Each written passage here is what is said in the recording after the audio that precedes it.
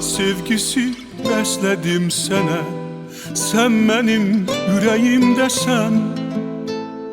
Ay qızım qoy öpüm qara gözündən, sən mənim göz bəbəyimsən. Bir ata sevgisi bəslədim sənə, sən mənim ürəyimdəsən. Ay qızım qoy öpüm qara gözündən, sən mənim göz bəbəyimsən. Ömrümə yazılmış bu gözəl günü Allahım bəxş etdi mənə. Ömrümə yazılmış bu gözəl günü Allahım bəxş etdi mənə. Gözlərimdən axan sevinç yaşları senin üçün gül çiçək olsun.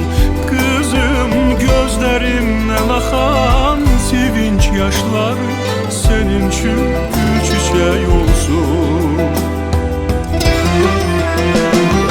Yaman kövrəlmişəm, yaman bu axşam, ağ göyərkin kimi uçub gedirsən. Yaman kövrəlmişəm, yaman bu axşam, duvağa bürünüb gəlin köçürsən. Yaman kövrəlmişəm, yaman bu axşam, ağ göyərkin kimi uçub gedirsən. Yaman kövrəlmişəm, yaman bu axşam, duvağa bürünüb gəlin köçürsən.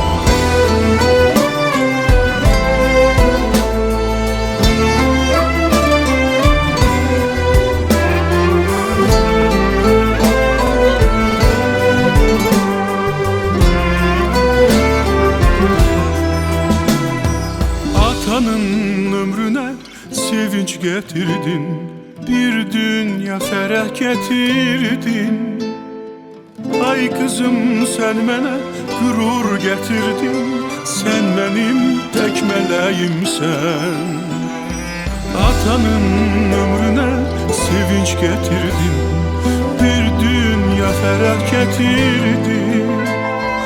Ay kızım sen mənə qürur getirdin, sen mənim tək mələyimsən. Ömrümə yazılmış bu gözəl günü Allahım bəxş etdi mənə.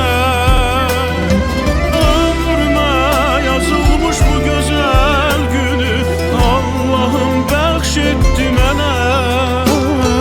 Gözlərimdən axan sevinç yaşları senin için gül çiçək olsun.